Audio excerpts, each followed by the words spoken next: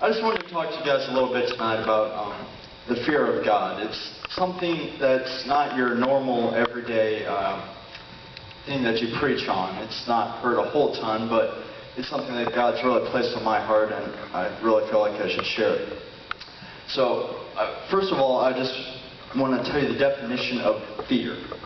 If you look up fear in the dictionary, the very first thing you'll find is to have a reverend of.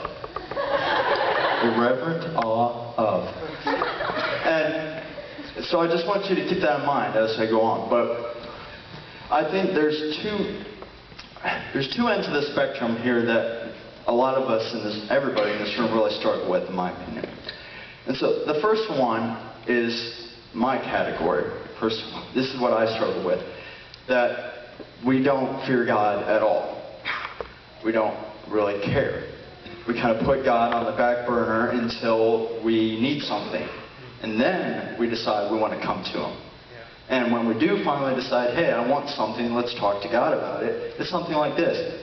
Hey, what's up, Big G in the sky? How you doing? I just really having some problems down here, and I'd really love something. Yeah, my girlfriend's really being annoying, and I need some money. So if you get on that, that'd be great. Thanks for being so cool, and catch you later next time I remember to pray for something. Oh, and I promise I'll read my Bible the next month or so or something. All right, see you later. And as funny as that sounds, God doesn't find that funny. But that's how I know, for one, came before God a lot. In Malachi 1:6 it says, "A son honors his father, and a servant his master. If I'm a father, where's the honor due to me? If I'm a master, where's the respect due to me?" Ow. Now, I for one have trouble sometimes bringing stuff from the Bible into today's perspectives. So when I think of father, I think of my own father, who happens to be here, so that's kind of awkward.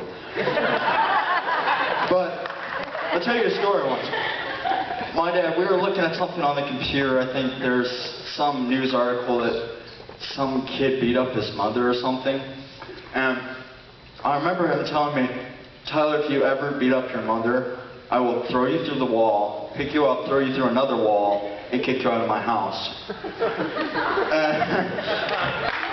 And so now that commands some fear.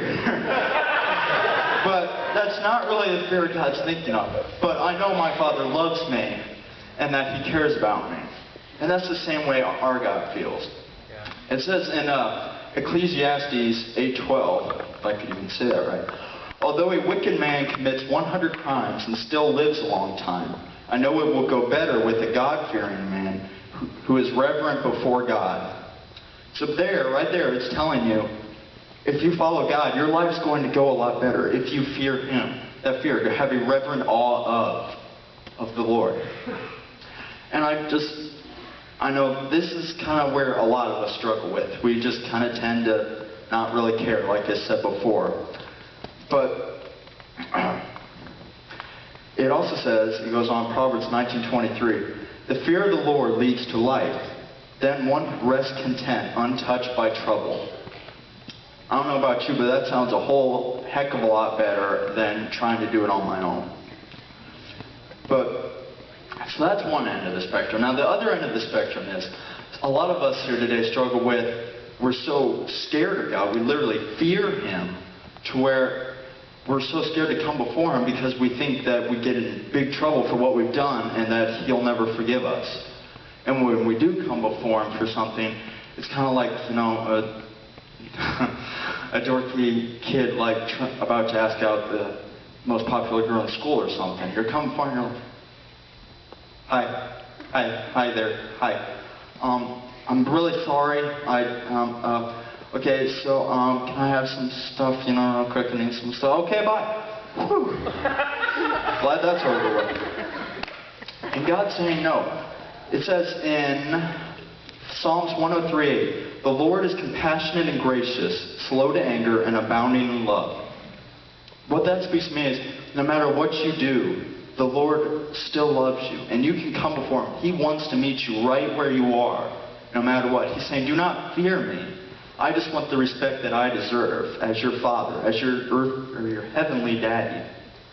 It also says in Isaiah 41:10, so do not fear, for I am with you. Do not be dismayed, for I am your God. I will strengthen you and help you. I will uphold you with my righteous right hand. How cool is that? Our God, our mighty God of the universe that can do whatever he wants, loves us. And he wants to uphold us with his right hand. He cares about you that much. And he's saying, you know what? I don't care what you've done. Just come before me. I will wrap you in my arms. Do not fear me, but respect me. So I just want to get that into everyone's mind tonight. I want to just finish up real quick with this last verse. Hebrews 12:28 and 29. Therefore, since we are receiving a kingdom that can't be shaken, a kingdom that can't be shaken.